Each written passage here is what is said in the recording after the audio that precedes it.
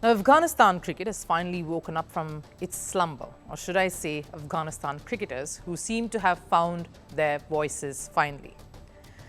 Voices to stand up to the many issues that continues to plague Afghanistan. Rashid Khan and Mohammad Nabi seem to have woken up from hibernation. Now, Rashid Khan is one of the biggest, if not the biggest, sports star the country has produced. Anything he says carries weight. After staying silent for months now over women's rights being curtailed by the Taliban regime, the two cricketers have broken their silence over the matter. Mohammad Nabi and Rashid Khan voiced their frustration after Taliban banned medical education for women in their country.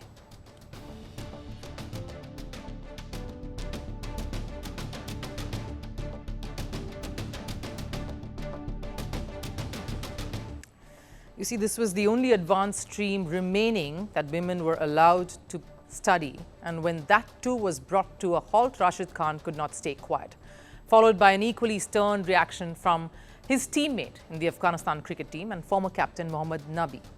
Now, ever since Taliban took control in 2021, it has been one drastic move after another that has kept this regime has kept introducing.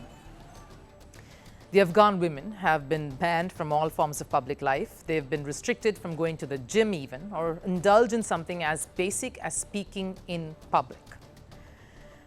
And the world has reacted. In fact, the latest ban too saw a huge backlash across all social media, across the internet.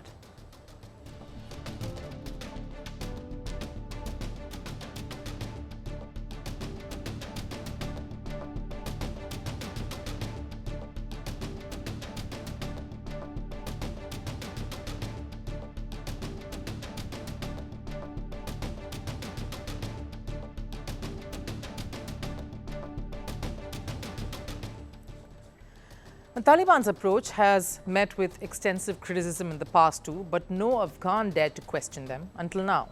Rashid and Nabi finally breaching the silence is a massive step, because these are the same athletes who were silent right through when Taliban banned women's cricket, even stayed quiet when women were barred from participating in any sporting discipline.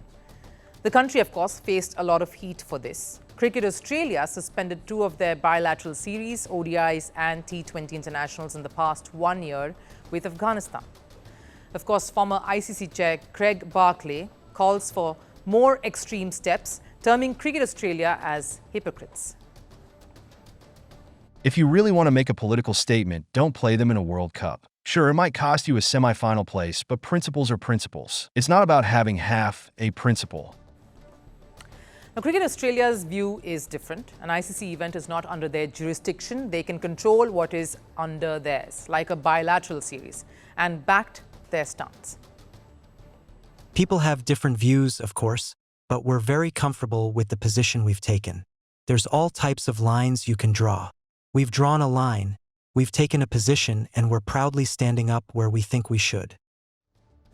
And of course, they've taken this a step further by announcing an exhibition match that is scheduled to take place next year. An Afghanistan Women's 11, comprising of Afghani women cricketers residing in Australia, will take on Cricket Without Borders 11, an initiative to fulfill Afghanistan's women's cricketing ambitions.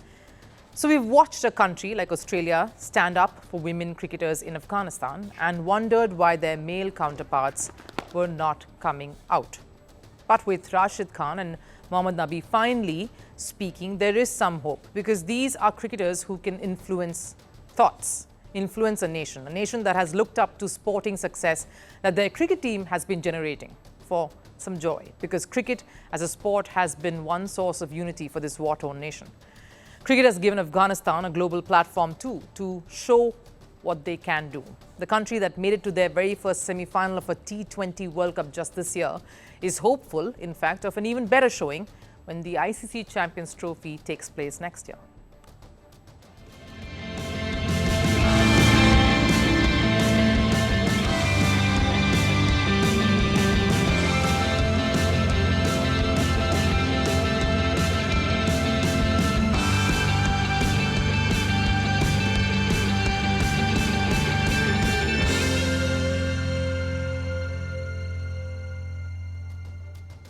Of course, stunning pictures there, and that was the trophy, the Champions Trophy, of course, touring Afghanistan.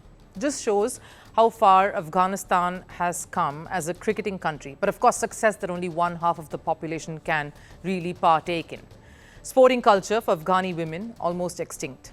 Rashid Khan and Mohammad Nabi are, of course, one of the most established faces in the country. So what does this mean? One, there is finally an acknowledgement of the fact that enough is enough.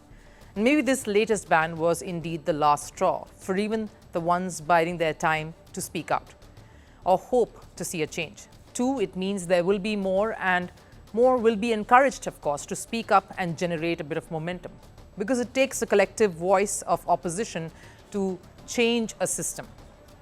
Three, maybe this will also mean a concerted effort in bringing women back into the fold as far as sport is concerned. Fighting against a rigid system is tough. The proof is in how long these cricketers have in fact remained silent.